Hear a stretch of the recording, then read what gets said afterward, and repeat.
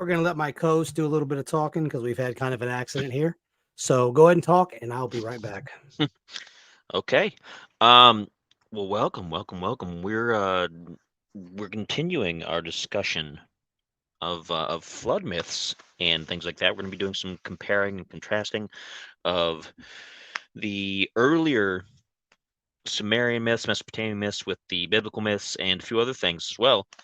James Boggs in the chat room with us. How's it going, brother? Good to see you. Um, Also, just some housekeeping. Ingrain Cyclist, hello.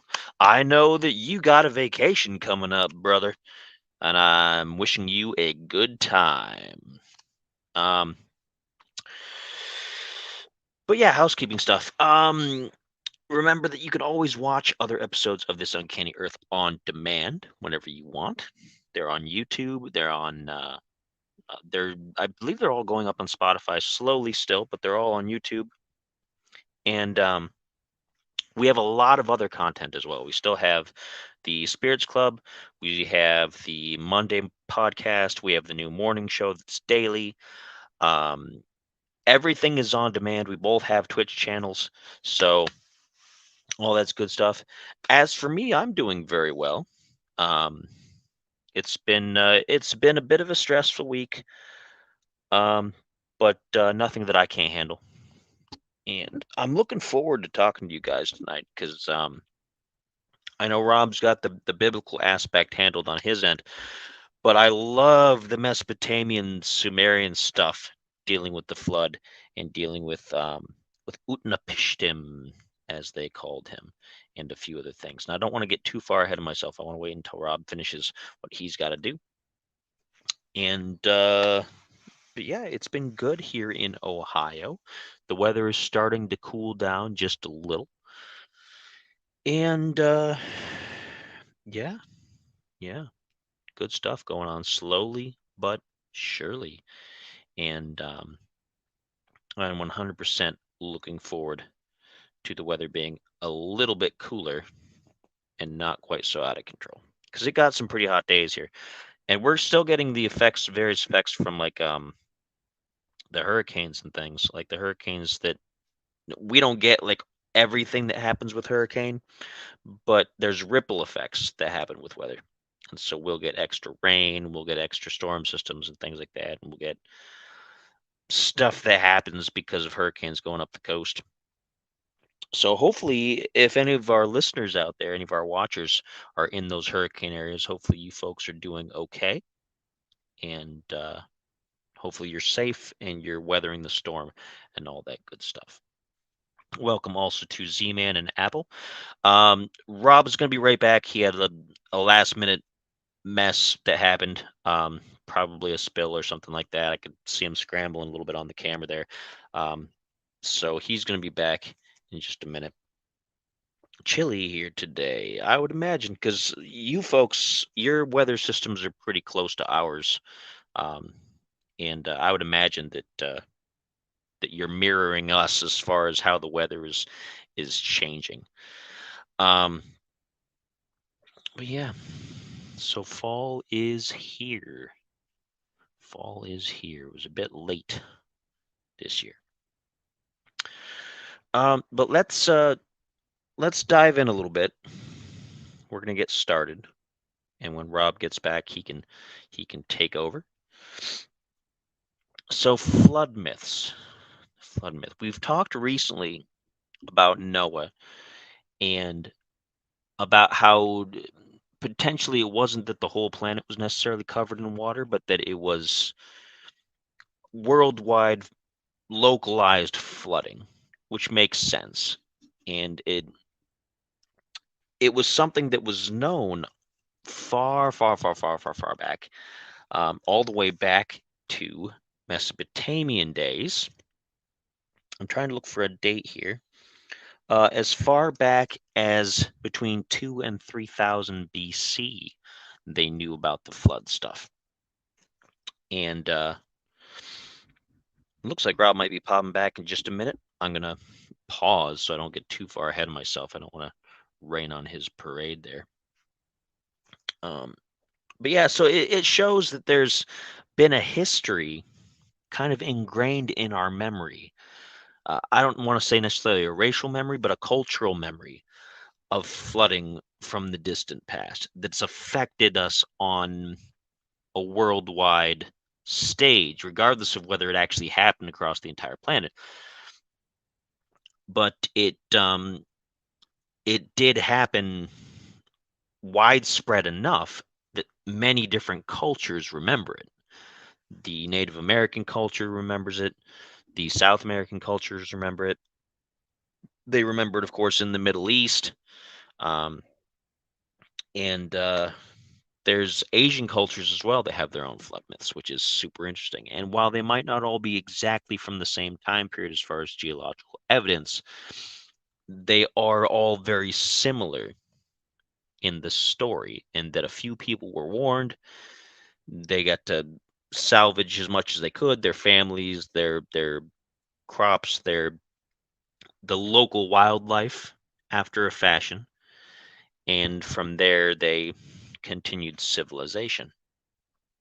And so it's an interesting point that so many of these places all share the same basic background. He's Jer. He's Jer. He's Jer. I'll wait for him to pop in now before I plow on too far ahead. Jer. But we had a little mishap. We had something spill on the keyboard, and it was a sugary substance, and I cannot let that go. I had to do like an immense, serious, like deep clean real quick. He's a clean guy. He's a cleaning guy. Yeah, Like, it's bad. you guys don't know. I mean, he's not It's like, bad. oh my gosh, I got germs on my hands. He's not like that, which if anybody's like that, I don't want to offend you. But I've been over to his house enough times. Facts. I have spilled enough food on his carpets. Facts. Like I was doing a tasty shot here. It's not because I'm drunk, because I'm not, but I was doing a shot for the show. I was going to do a cheers with you, so that we can throw that up real quick. Here, there you yeah. go. Cheers. I'm on my preferred side this time. And what happened was I had the shot glass next to the keyboard, and I bumped it, and liquor just went everywhere. So she's not wrong. She definitely knows. Yeah, I'm a very clean person. I hate a mess. Like you can ask him. Like I'll spill stuff, and I go into super clean mode. Like there will not be a stain on that carpet. I cannot. It bothers me. Many fun times, though. Many fun times. So yeah, I like literally had to pick up my monitor. I had to clean up the alcohol that spilled underneath the monitor. I'll probably have to take the keyboard apart tomorrow and clean it because I don't want it to be a sticky mess. So yes, I was just cleaning. And so, but anyways, I'm here. What were you talking about before I showed up? And yes, well, it wasn't really chilly here today. Apple, it was, we are a little colder. We're about Cooler. 6 to 10 degrees. Cold. What did I say? What did I say? Colder? No, you should say cooler. I was just agreeing with you. We're about 6 to 10 degrees off of you guys because we live by the lake. Like we live in a part of Ohio that's close. Yeah, to you the know lake. what? I We always don't get the forget about that necessary part lake. too. Yeah, we don't because live close enough to get the lake effect as much not as where like I used to Cleveland. live. No, I used to live up that that's a ways, whole different and animal. yeah, the lake effect Yeah, snow is sure. no joke. Like it didn't get frozen like we get down here, Right. but it was just slush all the time. Yes. Ridiculous. So what did you tell the fine people while I was? Well, I got us cleaning? started on the various background for some of the flood myths about how they're connected, that they all have very similar parts to them, how somebody's told, hey, you got to get your people, you got to do this in order to survive, everything else is going to go. And the stories are all relatively similar across different cultures, if not exactly the same. So it shows, as we talked about last show, or not last show, we had Kat Hobson last show. So if any of you folks missed that, go back and watch that. You guys really missed a really good show. She is fantastic. Like we've had her on before, and I've been on her show before. She knows a lot of cool people, and she's a very interesting person. So please go listen to that. Like it was legit. Like definitely one of the peers in our field that knows what they're doing, unlike a couple other people that we will not mention. I'm gonna leave my sunglasses off on the side.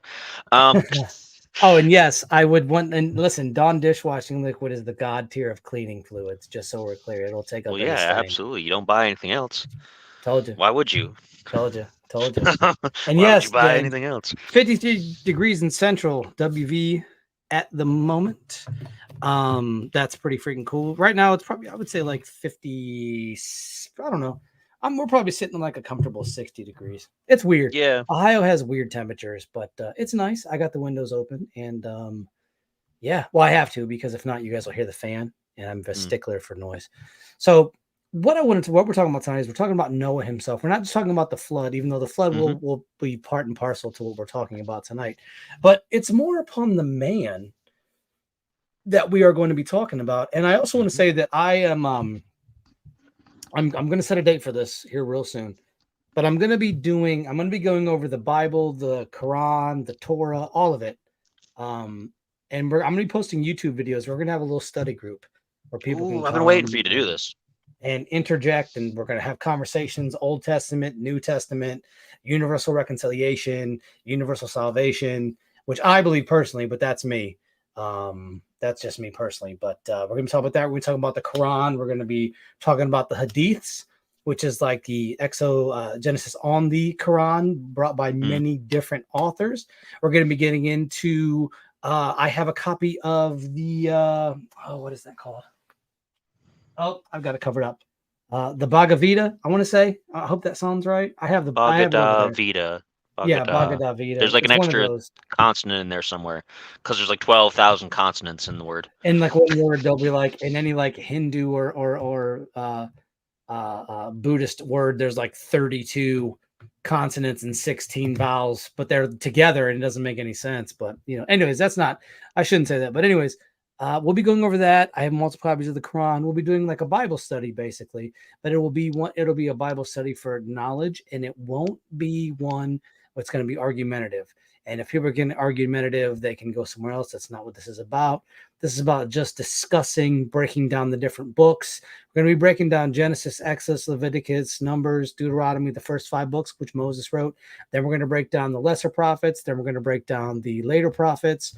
We're going to break down Job, Chronicles, Samuel, 2 Samuel, David, Samson, all the biblical patriarchs you can handle. And then we're going to move into the New Testament. We're going to talk about Jesus and some of the parables and things like that he discussed that have the meanings that a lot of people don't understand to this day or got completely wrong. And we're going to be getting into a lot of those. Also, then we'll jump probably into the Quran itself, which I've been wanting to get into for a while. We're talking about that. And if I can secure a copy of the Kabbalah, we're going to get into that at some point too. And of course, we're going to be getting into the Avesta, which is the Zoroastrian scriptures, because I would be amiss if I did not pull on those. So look for that. It'll probably be Thursday. I'm probably going to title it the Thursday Theologian. By all means, feel free to come shoot me some ideas for names, but that will be every Thursday. Doesn't mean I'm going to be live every Thursday. I probably will not be live for a lot of those, just because I want to be able to add texts and words and things like that in there, because I would like for you guys to be able to see what I'm reading.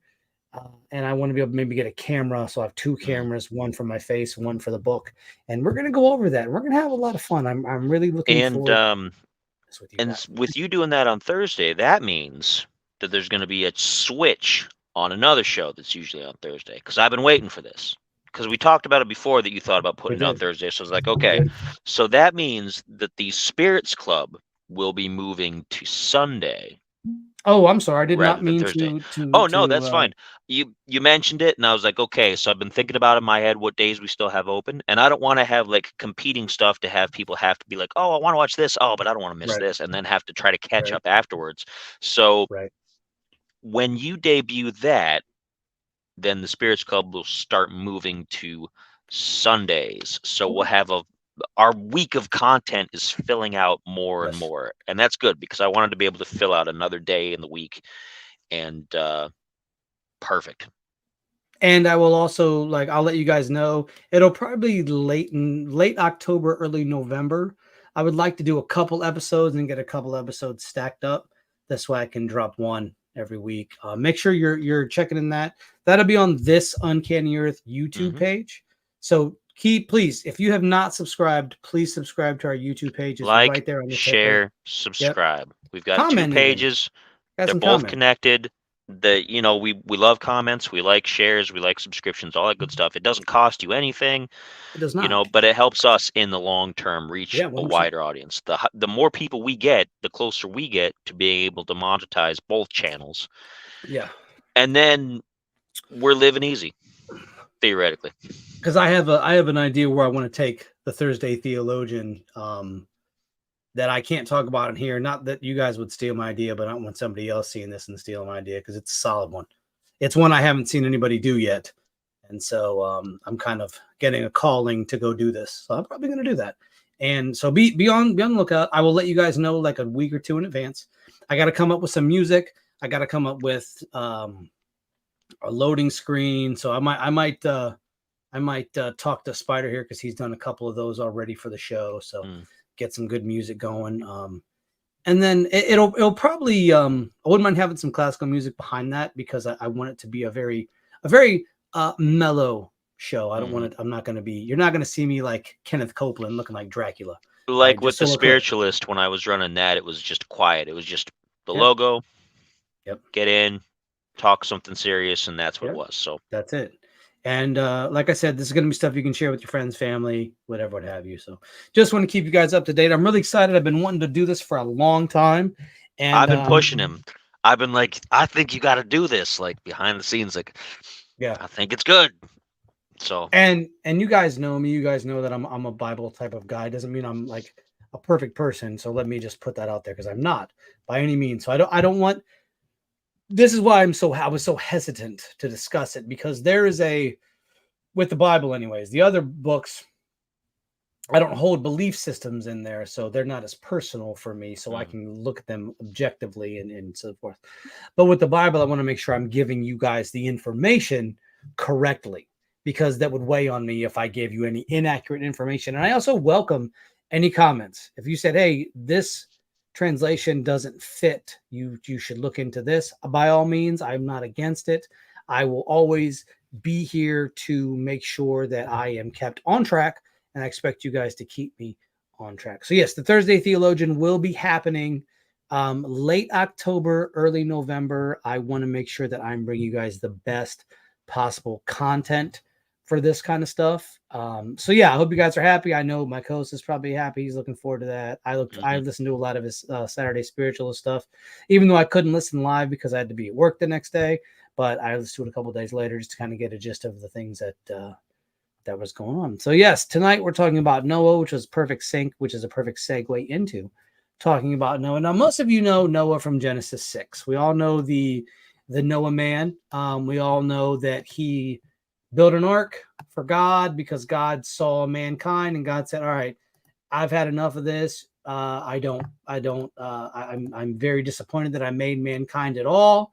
And I am not going to keep this up. And so I'm going to send a deluge of rain to come down for 40 days and 40 nights. And Noah, build your ark, put your sons in there, put their wives in there, put your wife in there, put 2 of 2, male and female of every animal on the boat itself, and we will take off. I'm going to make it rain. I'm going to make it flood, and the people will die. Now, I want to say one thing. I personally don't believe that the flood was worldwide, and I will tell you why. Because God is not going to tolerate incest into a point, because incest will always breed genetic mutations of wickedness. If we look at the Plantagenet dynasty, apologies, they were filled with inbreeding. I'm not even right. I'm doing crazy. I had this problem yesterday morning with the morning show. I couldn't get a word right at all. I was just like, right. It's your turn. So there was a lot of inbreeding. So there's a lot of genetic dysfunction that happened because of that. What I think happened is the flood was a localized thing. It was a localized event, because we have flood myths that range from Mesopotamia, which I'm sure my co-host will get into a little bit about Noah here in just a brief bit. We have flood myths in Hinduism. We have flood myths in Buddhism. We have flood myths in Zoroastrianism. But then, and I got into it today with somebody on the internet, which I haven't done in a long time. So pardon me. It's been a while since old me has come Retro, out to some play. vintage. Yeah, That's brought some back the vintage vintage, behavior right Robert. there. It That's is. pre-virus years. That's what That's that pretty. is. That's Ooh. that's Zoroastrian's me. But yeah, because I told them, I said, they said, oh yeah, well the flood myth is strictly Sumerian. And I'm like, then why do South Americans have it? Why do Native Americans have it? Why do people that were not even near that place have them? I'm still waiting for a response, and I doubt I'll get one. But it wasn't too old me where I got grumpy about it. I just said, hey, Hmm. So if we look at 528 and the birth of Noah from Lamech, because he is Lamech's son, and it says Lamech lived 188 years and begot a son. He called his name Noah, saying, this one shall console us because of our doings and because of the grief of our hands resulting from the ground that Yahweh has cursed. Remember, Yahweh had cursed the ground after the fall of Adam and Eve and their expulsion from the Garden of Eden. He tells Adam, I'm cursing the ground. It'll be harder for you to farm. It'll be harder for you to plow. So just so we know. And yes, apple tree was a long time ago, and a long time was yesterday. It's not the point of conversation. Noah would then in turn beget 3 sons, Ham, Shem, and Japheth. And this is what we know based on the book of Genesis, which the book of Genesis gives us the least amount of details regarding Noah's life because it's not meant to be strictly about Noah. It's more about a lesson that mankind had to go through. And it says, now it had occurred when humanity had started to increase on the surface of the ground that and daughters had been born to men, that the sons of the Elohim saw the daughters born to them and that they were good looking. And so they took wives for themselves, any of whom they chose. We can get that from Genesis 6, verses 1 and 2. Now, there's 2 meanings behind this. The first one being that the sons of Elohim and the daughters of man. So the sons of Elohim being of the lineage of Adam and the daughters of man being of the lineage of Seth. So we have to understand those two at first. Now, this is what some people believe. Now, sons of Elohim, to what others believe, are the watchers, the angels that came down in the book of Enoch and saw that saw that the daughters of man were comely, and they went on to them and they had intercourse. And in turn, they taught man war, they taught women makeup, they taught people how to dress, this whole thing, astrology, things like that. And so that's the other side of this coin here. For this discussion, we'll be using that terminology and not so much came from Seth, because I don't really buy that too much. But once again, I am not a biblical scholar. I would love to be one day, but at present, I am just a novice, and I have been a novice. I just know a couple things. Then it goes on to say that Yahweh saw that the evil of humanity was multiplying on the earth, and that every form of devisings of its heart were surely evil all the day, meaning that mankind was just being evil to be evil. And this is where he regrets that he made man on earth as a whole. And so what happens is he grieves. It says he grieved in his heart. Now, once again, you have to remember in Genesis 1:6, it says, I will make mankind in my image and in our likeness, our likeness. That's something I'm going to get into in the Thursday Theologian. I'm not going to get into it here, but I'm going to get into it in Thursday Theologian. But it says that Noah found grace in the eyes of Yahweh, and that Noah was a righteous man. He became flawless in his generations with the one Elohim. And Noah walked, meaning that Noah walked with Elohim, had spoken with him. The Elohim is the one above all. And so what we're taking this from, the book is behind me. It is a very large book that my father had obtained for me. It is the Little Concord New Testament. That is what I go off, and the Old Testament. So my Old Testament is like this bit's like it's huge. I don't know. You've probably seen it. I probably showed it to you a couple times. It is pretty monstrous. But I usually pull it out when I research, but you were able to download the PDF now from their site. So I just have the PDF. It's a lot easier than having to lug that thing, but sometimes I pull it out. But this is where the whole story of Noah becomes full vision. And because he had favor with God, which was hard to do, it was hard to gain favor with God. There's only been a few people that have gained favor with God right before a calamity. Noah being one of them. Samson being another, and also Lot being another. And we did that out of order to be Noah, Lot, and then Samson.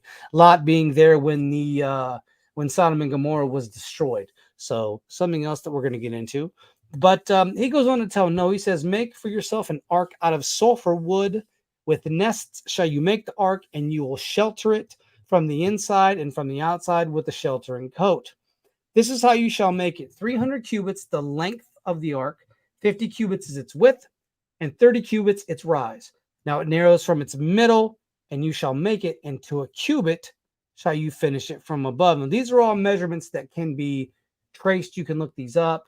I didn't pull the measurements out. This isn't so much about the flood. It's more about Noah himself. But cubits were a common measurement around the time. Yes. And you shall place the entrance opening of the ark on its side and make lower, second, and third decks. Now behold, I myself am to bring a deluge of water on earth to wreck all flesh under the heavens, which has the spirit of life in it. And he goes on to say, that is in the earth, it shall decease. Now, many of us know the story. We know that Noah goes out for 40 days and 40 nights, and it just continuously rains and it floods. And at the time after that, once the oceans start to recede and the water recedes, the ark goes to rest on Mount Ararat. Now, once it rests on Mount Ararat, Noah starts sending out birds. He sends out a raven the first time, and the raven goes out and it comes back. He sends out a dove the second time. This is after 7 days. These are 21 days. The seventh. There's a very sacred geometrical number involved in the seven. So understand when we're talking about sevens, that means that 7 days. 7 days are creation. It's all going to make sense to you. And then, so what happens is on that seventh final day, which would be the 21st day, the dove doesn't come back, meaning that the dove ends up landing somewhere because the waters have finally receded and the dove can take place on a tree branch or something like that. Noah goes out to dismantle the whole ark, because the one thing I know a lot of people are going to say, well, why did they not find the ark? Why would you leave a giant wooden boat in a mountain when you can use all of that wood to come down, build your houses, build your settlements, build your civilizations, build your carts, build whatever you can? And in this time frame, we have to understand you're going to use every available resource after a flood. You're not just going to sit there and be like, well, we'll just leave this ark. I'm sure we'll find trees down the lane. That's why you'll never find the ark, because the ark is in buildings. The ark is in carts. The ark is in rotted wood that is no longer in existence. That is where the ark is. It's not in a mountain collapsed for somebody to find. And if you're up on a mountain, there's not going to be a lot of trees right at the mountaintop where you land. Yep. And you can't just immediately go down and find wood. Like, the water's receding, yes, but it's not going to be like, oh yeah, 2 days, it's going to be completely gone out of the way, we can go get whatever materials we need. No, it's going to gradually go down. That's how these things work. So you're going to need something else to build with. You can't just mine the mountain. That's true. And I want to say something too, for the people out there that say, well, nobody ever did that. That's not true. Vikings did that. When they would come to their next country off their boat, they would dismantle the boat. We did it when we came across and landed on Plymouth Rock and landed in Jamestown. We broke down our boats and we put buildings up with our boats, because that wood has been treated. It's going to be able to withstand the rain. It's going to be able to withstand them storms. So you definitely are going to break that down. So for those of you that are like, well, they've never found it, because you're not going to. Maybe if you would go into homes near Mount Ararat, or maybe even further out, we have to understand this is antediluvian. This is all antediluvian. This was the time when there were kings lists, when kings lived to be hundreds of years old. And I know a lot of skeptical people say, well, that's impossible science. The earth wasn't the same then. The earth was nowhere near the same. It was a different pole shift. Things were a lot different then.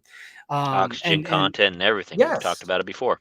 That's why you have giants back then that you don't have in this day and age. And when I say giants, yes, we have giants today. We have Shaquille O'Neal, right? Big dude, 7 foot something, right? We have Yao Ming, 7 foot something. Those are the only two giants I know that are athletic. Most people that are very tall have hip problems, leg problems, joint problems. Paul White. the world's tallest man. I forget his name. The guy with the glasses. If any of you want to put it in the chat, please do. He couldn't walk.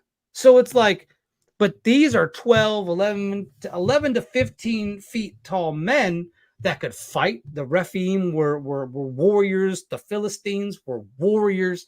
Goliath was a monster of a man, and he could fight, agile. So understand that. I'm not going to get too much into that. That's a whole nother conversation. But when we run it back here, like I said, we have to remember that the ark was dismantled for parts and pieces. It wasn't just left to rot because you used all of your resources. You had to.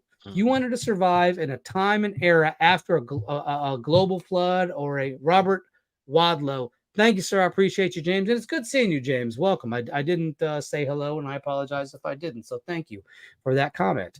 And we go into the story here, but now there's only one more incident in the Old Testament, in the aftermath of the Council of Nicaea, that is left to us at current date. And that is the tale of Noah in his tent. He ends up growing this vineyard, and he gets the grapes, and he has a little too much to drink, and he gets sloshed. He gets silly. He ends up exposing himself in his tent. For those of you that don't know what exposing yourself means, he pretty much has his you know what out. Okay, that's as simple as I could put it, being PG. And so his first son, his youngest, comes in and sees his dad like this, calls his other two brothers and to cover him up. Well, he ends up getting cursed by his father for that, and we're going to get into that too, because I'm curious about all that. We'll get into that in a later bit of time. Now let's jump over to Noah in Jubilees. Now, Jubilees is a non-canonical book, part of the Dead Sea Scrolls that were found in Qumran, which we'll be getting into the Dead Sea Scrolls quite heavy. We're going to get into the Dead Sea Scrolls. We're going to get into Gnosticism. I'm really excited about this. I'm really excited about the Thursday Theologian. It's going to be good stuff. I'm really happy about this one. But it goes on to talk about that. So the book of Jubilees itself is the history of the division of days of the law, of events of the year weeks, and the jubilees of the world. The word Jubilee itself means a special anniversary of an event. Yes, he did. He did curse his son Canaan. Yes, he did. That is 100% correct. Good job. I'm not saying good job like you didn't know that, obviously. I'm not trying to be a condescending prick. So just so we're clear then. Yes. So he curses him, and thank you for that correction. I appreciate that. And so it means a special anniversary or an event, especially one celebrating 25 or 50 years of a reign or activity. So Noah appears in Jubilees. It starts in chapter 4, verse 28. We must look at Jubilees like it is a connection of Genesis. I don't know if my host has ever read Jubilees. I don't know where he sits on the Dead Sea Scrolls. Not for a long time. I read a lot of the collected apocrypha stuff some time ago, but it has been a while. So okay. Continue. So what happens is that it starts in chapter 4, verse 28. It gives us a little more in-depth information about who Noah was. And it says the following: and in the 15th Jubilee, in the 3rd week, Lamech took to himself a wife. Her name was Batenos, the daughter of Barakael, the daughter of his father's brother.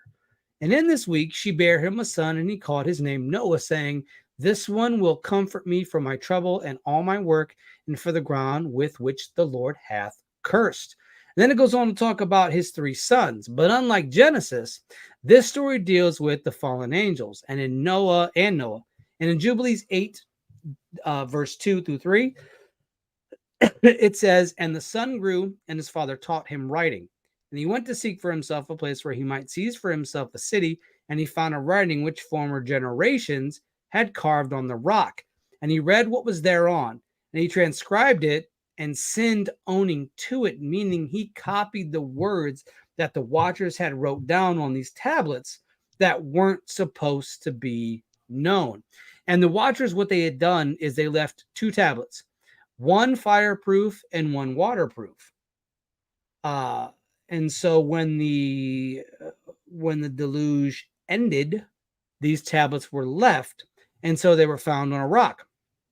And he read what was thereon, and he transcribed it and sinned owning to it, meaning He took like a thing, put a piece of paper over it, and just basically, did a chalk rubbing of it. Not saying that's how that happened, but I'm trying to give you guys the best explanation as to how I think it would have happened. And it contained the teachings of the Watchers in accordance with which they used to observe the omens of the sun and the moon and stars and all signs of heaven. A little bit of astrology, or a little bit of astronomy and astrology there, kind of mixed in. And he wrote it down and said nothing regarding it, for he was afraid to speak to Noah about it, lest he should be angry on account of it. I talked about this previous in our flood episode when I talked about the tablets being waterproof and fireproof, and they've made 2 of them. Now, the final thing I'm going to get into on Jubilees, and then we will let our good co-host here, Spider, take over. I don't want him thinking that he doesn't have to talk tonight, because this isn't the first episode of the Thursday Theologian. Okay, this is just a prequel, if you will. But it begins to talk about this as well. We're going to go to Jubilees chapter 10, verse 1. In the 3rd week of this Jubilee, the unclean demons began to lead astray the children of the sons of Noah, and to make air and destroy them. And the sons of Noah came to Noah their father, and they told him concerning the demons which were leading astray and binding and slaying his sons' sons.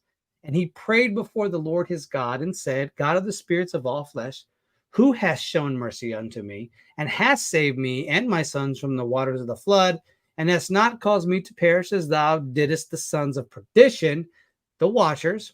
For thy grace has been great towards me, and great has been thy mercy to my soul. Let thy grace be lift up upon my sons, and let not wicked spirits rule over them, lest they should destroy them from the earth.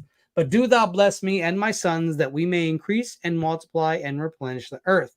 And so it goes on like this. And he talks about how the Watchers and the Father of Spirits acted in his day, and they are living, and they imprison and hold them fast in the place of condemnation. Now, I've often said, and this is just a theory, so I don't want to be running to the keys to be like, oh, it's not true.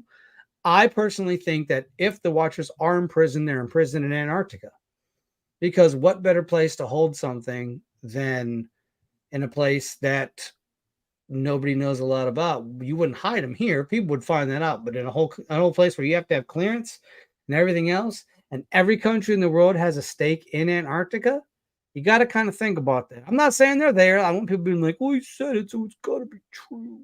So just checking in on that. And so he talks about the Lord binding them.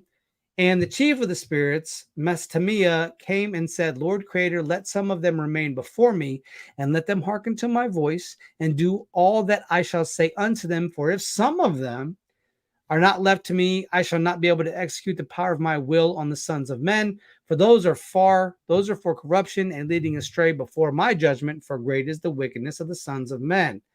And so this goes on and on. And so what happens is, one of us, he commanded that we teach Noah all their medicines, meaning the Watchers' medicines. And so he begins to teach them this. He says he knew that they would not walk in uprightness nor strive in righteousness. And we did according to all his words, and all the malignant evil ones we bound in the place of condemnation. And 1/10 part of them we left, that they might be subject before Satan on the earth. And we explained to Noah all the medicines of their diseases, together with their seductions, how he might heal them with herbs of the earth. And so it goes on to talk about these medicines healing the afflictions that the Watchers could give to them, but the Watchers were protected from, which is interesting, because once we go, and I think I know where my host is going to go, once we get into the Anunnaki aspect of these beings, right? They had trouble with human beings, and I've noticed a lot of times in a lot of like fictional alien works too, disease is always a problem. And so mankind kind of has that. And so it goes on to this point, and he ends up dying, and then it shifts to the next part of the idea of Genesis. This is more of like a Genesis moving into, yes, by which all the kings of the world were deceived. Yes. And so that is the end of Jubilees. And as much as I would love to go in, and we're going to do a thing on Jubilees, I think that'd be a good idea at some point. Because Jubilees is like the companion of Genesis. It goes through a little bit more in-depth detail regarding Genesis. And so there that is. I now turn my mic over to Spider because I know he's got some good Sumerian Mesopotamian goodness for everybody out there. So put your ears to it. Let's go. All right. Now, there's a lot of parallels and there's a lot of differences between the stories from early Mesopotamia and what came out later in what became the Old Testament. Now, the Sumerian account, which is from Mesopotamia, is slightly earlier, but it overlaps because a lot of the same people in the Bible, in the Old Testament, came from Samaria. We know Abraham was a Sumerian, Noah was a Sumerian, according to various information they found from Mesopotamia. In the earliest records, according to Sumerian, he was called Ubar Tutu, which is friend of the god Tutu, or Zeus Sudra, life of long days, which is a hint showing that he lived for quite a long time. Now, that doesn't mean necessarily hundreds of years, but it does mean that it was notable. It meant that people took notice and they were like, okay, he lives a long time. Later, he was named after the city of where he was king. In this version, Noah Utnapishtim is a king. He's not just a guy in the village or just a tribal leader. He's a king of a city now named Shurappak. Later also named Atrahasis, which is exceeding wise, because he was a good king. And in the later, earliest Akkadian sources, after the Akkadians came in and started merging the cultures, became Utnapishtim. He has found life. Another clue to how long he was around. And that's what they called him in the Epic of Gilgamesh, which is where his story is. They haven't really found his story outside of that, but he tells his story to Gilgamesh in the epic. Another parallel is in the Sumerian version, he's the 8th of the antediluvian kings in Mesopotamia legend. Noah is the 8th from Enosh in Genesis. Now, Enosh and Enoch, I believe they're two different people. They are two different people. Kind of like how Elijah and Elisha are two different people. So I don't want people to get confused. And I also want people to know that we are talking about the same Enoch that was taken. We are not talking about the Enoch that was born from the first Enoch was actually born from Cain's lineage. So we have to understand that there's two Enochs in the Bible, and I always want to make sure people get that. The first Enoch was born from Cain's lineage. The second was the one that did not die, but was taken. Didn't mean to interrupt you there. Just wanted to put that in for. It's a good point because it's another parallel with this story, as I'm going to get to. Now they have found flood deposits at the location of Shurappak, which they know where it is. They've done some excavations and things there, dating it to around 2900 BC. So that gives a general idea of when Utnapishtim lived. Now, in the Sumerian version, he is told by the god Enki. Enki is one of the two brothers, Enki and Enlil, who were the two main people in the Anunnaki. They were the basic leaders of the expedition. Their father, An or Ea or several other things, didn't actually come, but he still gives them instructions from heaven, or if you want to go into the Sitchin route, from Nibiru, whichever. And Enki tells him, hey, you got to make this boat because there's going to be a giant flood that's going to wipe out everything. Now, according to the Sumerian version, the flood was going to happen anyway. It wasn't something caused by the gods. The Babylonian version that got retold later, just prior to the Old Testament version, then says, oh no, it was caused by Marduk, because their main dude was Marduk. Marduk was their central figure, and they wanted to give him credit for everything. Yep. And that was kind of a precursor to how the biblical accounts came later, how everything was up to one decision maker. But in the Mesopotamian version, Enki says, "Hey, there's this flood coming. You guys gotta do this because you're a loyal person. You've worshipped us well. You've taken care of us. You got to get your family. You got to get all your animals." And they don't specifically say 2 of every animal. They just say gather everything you can, gather your crops. And they also make the boat equidistant. It's not 500 one way and 200 another way.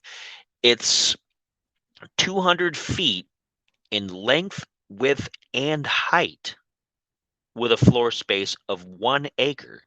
And it had 7 floors, again with the number 7, divided into 9 sections. Again, another powerful number, the number 9. Number 3, 6, and 9. Mm-hmm. Yep, power of 3. And when they built the ark, this boat, they called it the Preserver of Life, according to the translations that we have so far. They finished it on the 7th day, which is another parallel to God creating the world in 7 days, him creating the ark in 7 days. And he was not only supposed to bring his wife, family, and relatives, but he was supposed to bring craftsmen from his village, which is another interesting point compared to the biblical version, because the biblical version is him and his family. Yep. But this also says bring craftsmen. Why? Because you're going to need to rebuild afterwards. Yep. And you have to bring grains, all that other kind of thing. Now, an interesting point here is that, as I mentioned, the flood was something that was going to happen. And Enki and Enlil and the rest of the Anunnaki knew it was going to happen.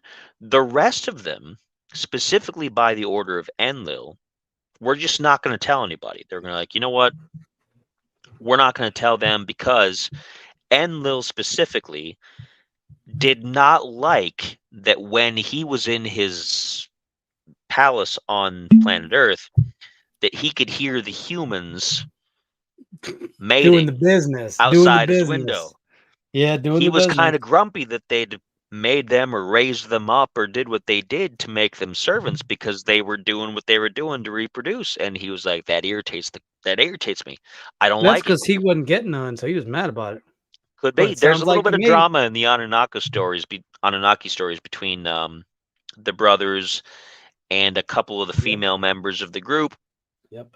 Outside this show, but it's super interesting. It's kind of like the Greek stuff, where all the gods are all messing around doing stuff, and they're more human than they seem. They're like spoiled kids almost. If you learn about who Medusa actually was, she wasn't an evil person. That's right. That's a whole thing. Poseidon is a scumbag. The Sumerian accounts are very similar from the translations we have.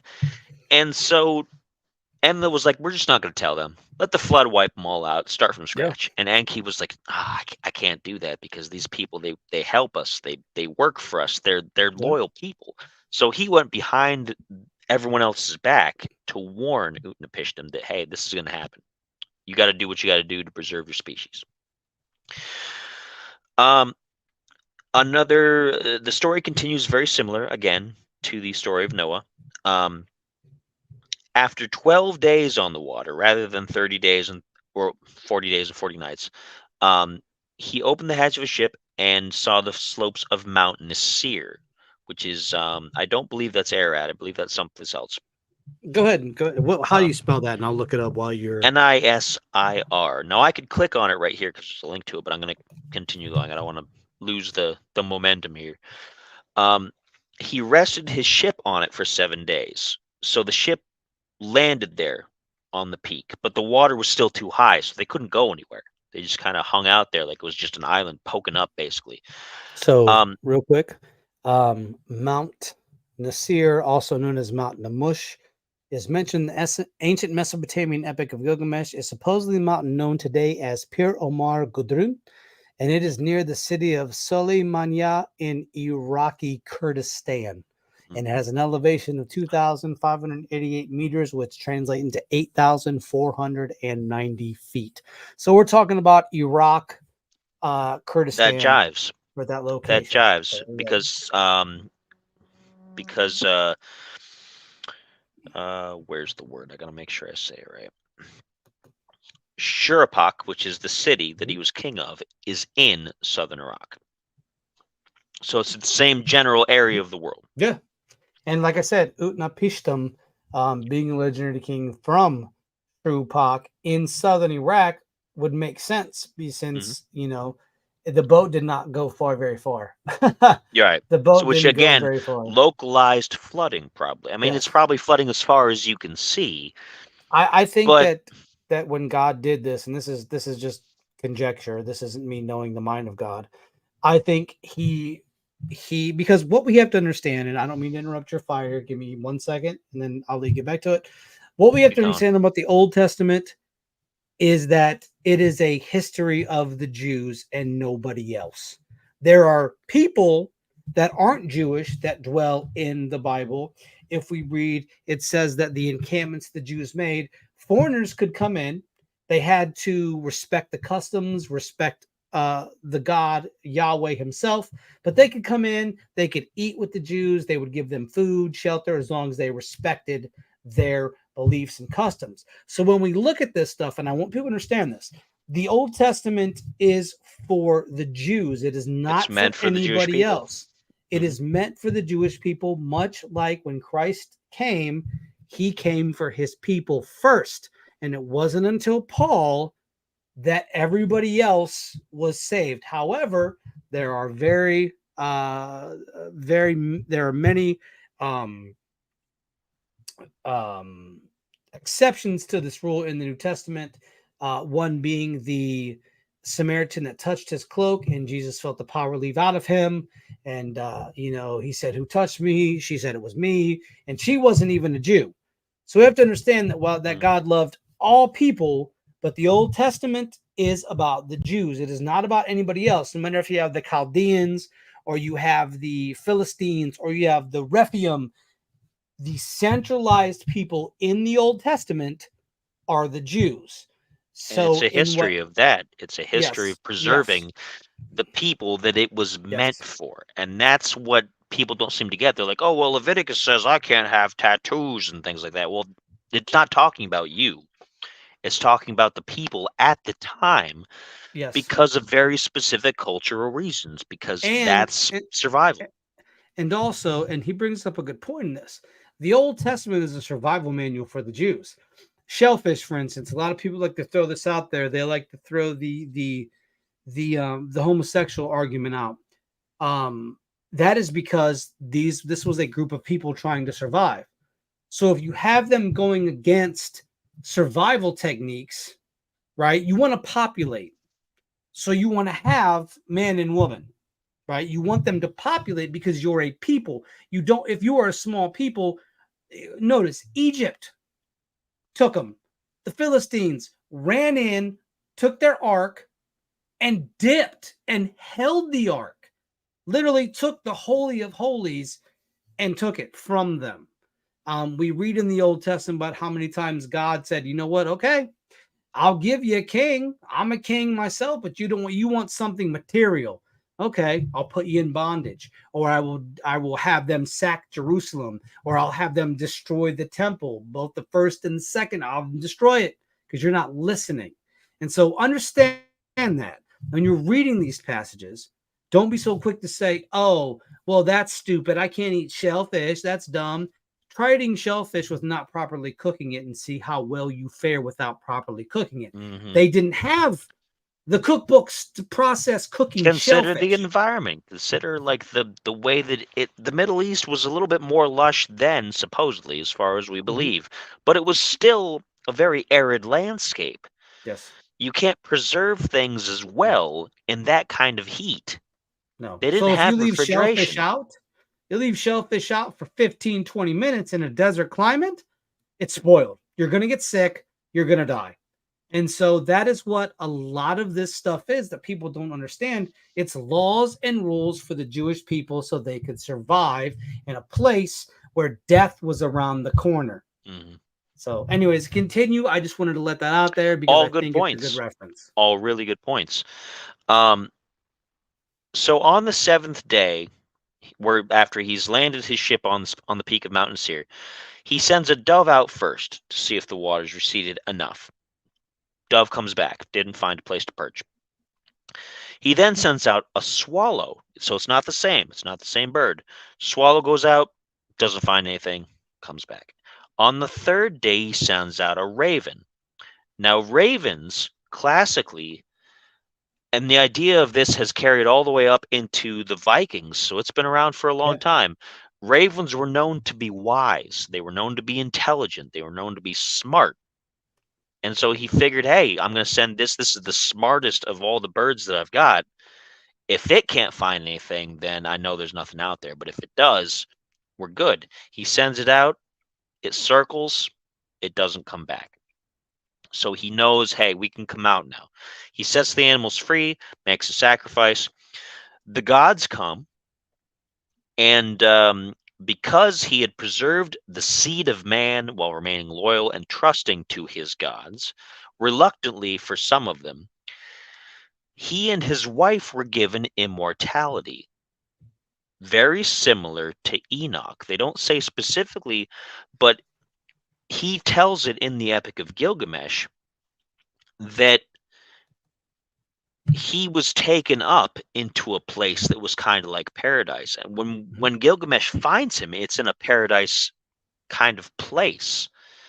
It's not exactly paradise as the gods know it, but it's a whole separate, you can call it a different plane of existence, you can call it another planet, whatever you want to call it. It's a nicer place than where he was, where he can live out huge amounts of time, basically immortal. And it's super interesting because later on, and even at the time, you still get that little hint of like how the Greeks depicted the gods.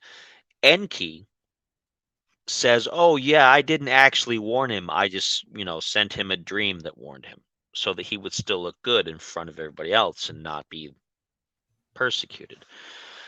But there's so many parallels.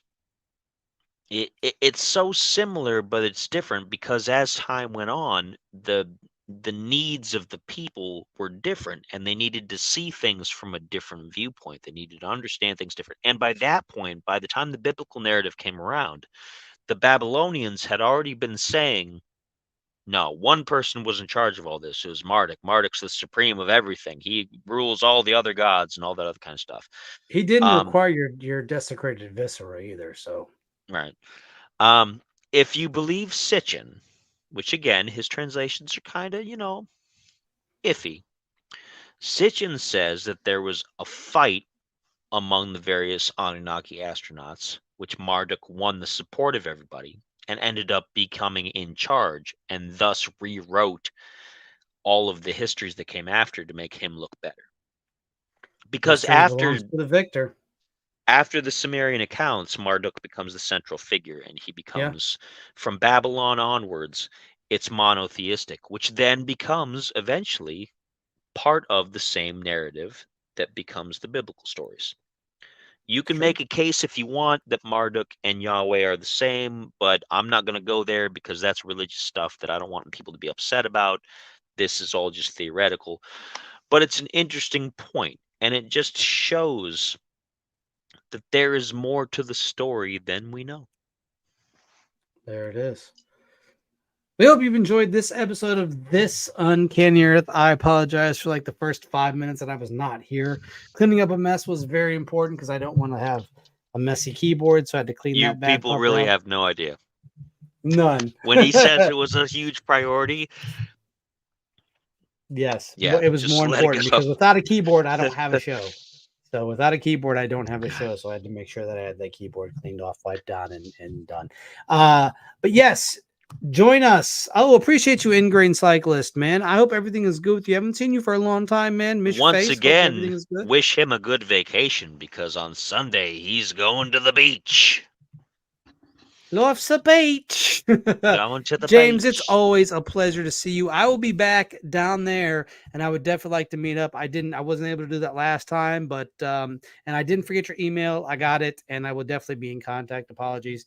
I'm very much spread thin on multiple fronts. So with the boy being in a whole bunch of different sports programs now, it's an exciting time to be a father. Oh yeah, he's a swimmer and he's a swimmer and a soccer player. Oh, he was just doing baseball before, or t-ball, or what was it? Yeah, it was t-ball. He was goofing. He didn't care for that, but he likes soccer because all of his cronies are in the same. You get team. to kick people. Yeah, and he's a kicker. So yep, I believe that's my boy. And he can't do nothing about that, right? He's probably threatening somebody's family, like I was. Proud of you, boy. So appreciate you, James. I appreciate you, Ingrain. I appreciate you, Apple. I think Zach was here and I missed him. He showed up briefly, at least for a little while. Oh yeah, thank you, Zach. Too. Greetings. I appreciate you. Next week I will not be here. We will not be having a show. If Spider wants to do something, and I will tell you why momentarily. If Spider wants to do something next week, he can. If not, catch up on our old episodes, because when I come back, the week after is episode 250. Ooh. So we got to do something for episode 250. I gotta leave the space then, because I can't just it's episode 250, but not really, guys. It's 249 and a half. No. We'll take next week off. You guys understand, so that we can do 250 in style. Or you could even do a special out of retirement episode of the Saturday Spiritualist. Maybe. I mean, it hasn't been gone for very long. And there's still things that I probably could bring up about it. I just didn't want it to get too repetitive and too kind of like the same thing every week. I was out of getting kind of burned. But we'll take a look. That happens. So there might be a show. Look here for this. Look at this space here. If anything, he can put a episode of the Spirits Club in that spot of whatever he has coming up. So y'all make sure you checking that. Make sure you're checking out our YouTube channels. Make sure you're checking out our Twitches. Make sure you're checking out all the awesome and amazing content that we have coming and all that good stuff. I'm very excited. Also, and if anybody wants to meet me, I will be at the WV Case Paranormal Expo in Morgantown, West Virginia on, let me get my date right because I don't want to mess it up. Isn't this the second one that they've done? There's... I will be there on October 7th. It's a Saturday in Morgantown. So if you make it, please come up. I haven't narrowed down what I'm going to talk about yet. I was going to not do Giants anymore, but I might do it again. I might just pull it out again. I don't know. I haven't decided yet what I'm going to do with that. But join me. Les Odell is the one who is hosting this thing. So by all means, please come out and support Les. You don't got to support me. Local legend. Definitely he's a local legend. And even not necessarily just local legend. He's slowly becoming known outside of just that circle. Yes. He knows what he's talking about. He's a down-to-earth guy. Great guy. If you're in the area, you should go. Yes. So I will be in Morgantown on October the 7th. Come up, say hey, I listened to you on the show, or that was a great talk. Just so you know, I'll be there doing my thing. So come through, hang out, do what it do, and say hey, and make sure you support everybody else who's going to be speaking. I know that there's a couple people there that, well, I know everybody who's speaking, I think with the exception of one person, but I know quite a few people, and I'm in that circle. You guys might not see me at all the ones. I know there's a couple in Pennsylvania I had to miss. It's a 3-hour drive. I don't have the money for it. Gas is expensive. So I make the ones I can, and I always make sure that I let people know I won't be able to make that. And I have love for everybody in the community. Even people, if I don't like you, I just avoid you. It's nothing outside of that. I don't have any hate or disdain for people in this community. We just don't get along, or you don't like us. But if you met us and knew us in person, you'd love us, just so we're clear. So for all those hitmen out there that are throwing shade, just know that we don't hate you. Yeah, the opposite, in fact. So anyways, guys, thank you for joining us tonight. I had a great conversation. I apologize that I was not here at the beginning. But please go look into the other things that we talked about. And I think we might hit you guys with something cool on the after show. So make sure you're subscribing to the Patreon, because we're going to be dropping that content probably in the next week. That's probably what we'll do. I'll probably drop maybe the first episode on that Friday night in lieu of the show. I will give you guys the first episode of Uncanny After Dark for free. For free. All right, we'll give you that first episode just to get the hooks in you and just drag you in. Drag you in, brother. That's what we're gonna do. I promise. Reel them in with the hooks there. Get them, brother. So make sure you are subscribed to the Patreon. $5, $10, and $20 levels. $5 get you to see the Uncanny After Dark. And then it goes up after that. So make sure you are enjoying that. Make sure, and if you can't afford it, that's fine. We're never going to pressure you to afford anything. And this Uncanny Earth show will always be free. The main show will always be free. It'll always be available to listen to. We're working on getting all the downloads out. I just had our good buddy Deadpool Head get at me and say, "Hey, where's the rest of the ones on what's that service, Cat? Cat, tell me the service that we're hosting on." Anchor, which is also Spotify. So yeah, I'll be uploading more of those, because I was told by Deadpool Head to get that going. And so so he's the one that complained about not having everything in playlists either, and I was like, well, I don't know what to tell you. And then we started getting our playlists in order. He said, that poor cat. He knows this cat. He knows this cat on a personal level. That's why he said that poor cat. Anyways, guys, we love you guys. We appreciate each and every one of you. Thank you. Without you guys, we would not be able to be here. We're going to run into some Uncanny After Dark here in a second. So I hope you guys are prepared for when we drop that. Patreon donors only, because we're getting a little bit later. Also, Thursday Theologian will be dropping. I know Spider's excited about this. And he will be a guest on a couple episodes. We're going to have some good conversation, because even though him and I don't believe the same in religion, we both respect each other highly. Enough to I've never once in my entire life had an argument with religion as regards to that man, and I got a lot of love for him. He's a good dude, and he's one of the few people I can talk religion to, and it doesn't devolve into a fight. It's respect. So hope you guys enjoy your weekend. Saturday, Sunday, Monday. I know we got some. What do you got Monday? What's the content for Monday? Monday, let's talk about this. The last episode was about the United Kingdom, and I talked about my love of all things Scottish and Irish and everything. What's next? That's a good question. I've covered a lot of stuff recently. I've covered that. I had summer vacations, because everybody did that as a kid at least once. 100%. Summer vacation. So, I don't know. I'm always kind of like, I decide that day, because I'm always agonizing all week what to talk about. Have you talked about ice cream yet? I haven't, but there you go. That's it. Jenny's. Oh man, remember that? I totally forgot. Now I can't even eat most of it. I got to eat the sorbet all the time. But yeah, there we go. I totally forgot about Jenny's. You can find them in the store now. You can find them in the store now. It ain't the same. No. But still. No. Anyway. I forgot Jenni. Monday. For those of you that know, Jenni. Not Jenny, Jennis. Apostrophe S. Jenny's. Damn, that was a core memory that just unlocked that I have not remembered. Oh, it was good ice cream. That was unique. Good ice cream. That was unique, I'll tell you that. All right, guys. Well, it's time for us to get out of here and get into an episode of Uncanny After Dark. As always, I'm your host, Robert Solomon, and with me is the amazing and intelligent, one of my best friends, Spider. Your good guy, friendly neighborhood Spider. And we will see you guys not next week, but the week after for our 250th episode. 250. I'm feeling it now. The cream always rises to the top of the cup of coffee. Cup of coffee, yeah. Tito Santana's garbage. If Tito Santana is watching our shows, you're not garbage, and I appreciate you for listening, Tito Santana. Anyways, guys, why be boring when you can be uncanny? We will see you folks next week. Bye.